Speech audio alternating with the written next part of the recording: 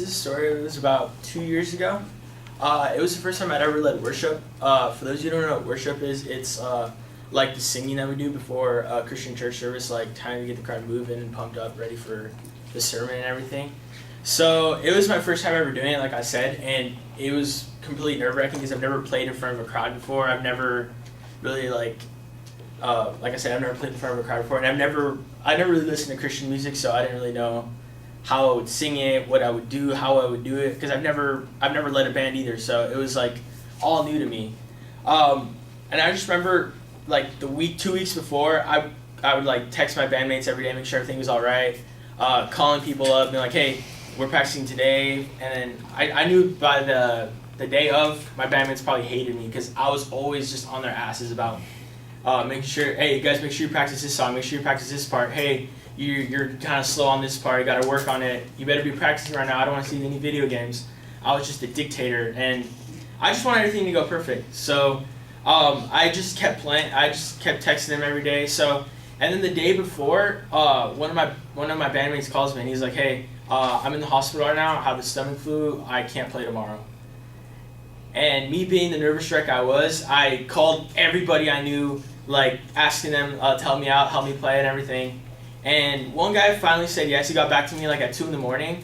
But I was desperate, so I was like, okay, where do you want me to pick you up? Oh, I'm in San Bernardino right now. That's where I go to school. So I drove about an hour to get there, and then we drove back, and it was like 3:30 in the morning. And I was like, all right, let's just start practicing right now, since we have a lot of catching up to do. So we practiced. I got a little, probably not even 2 hours of sleep that night.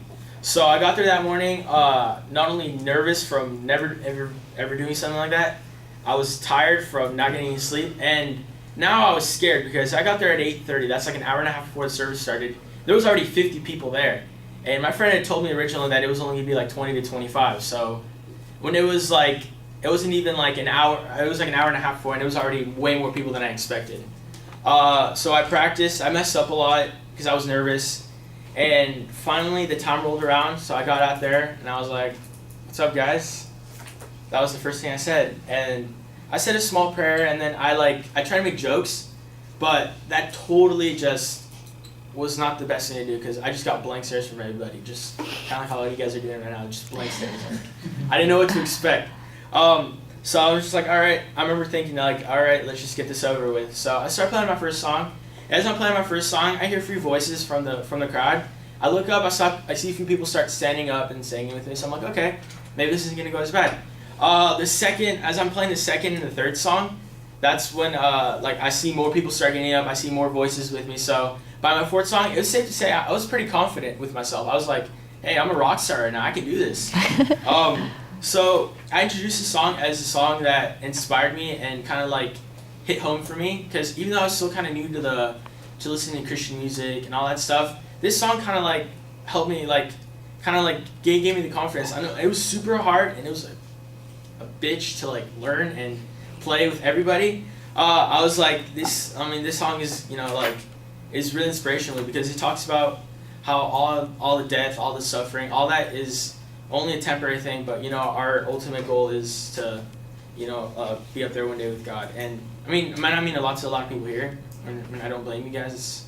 It's whatever. But like to the people there, it meant a lot, because I saw people start crying, and I saw like emotions come out of all these people, and that just meant so much to me, because I don't like making people cry, but like at that moment, it meant so much to me that like people are like getting emotional, or getting like just giving their heart outs to singing and stuff. And like I heard a few people that obviously they couldn't sing too well, but they sang their hearts out, and like I consider this the best day of my life, because it was the day I decided to dedicate myself to just writing this type of music, playing this type of music, just helping me in my church the best way I could, because like I decided to become someone that changes someone's life in any small way possible. And like to this day, I still dedicate myself to trying to change someone's life in any way I could, like volunteer work, just helping out in my church in any way I could. And that's why this is like the best day of my life, one of the best days of my life. So.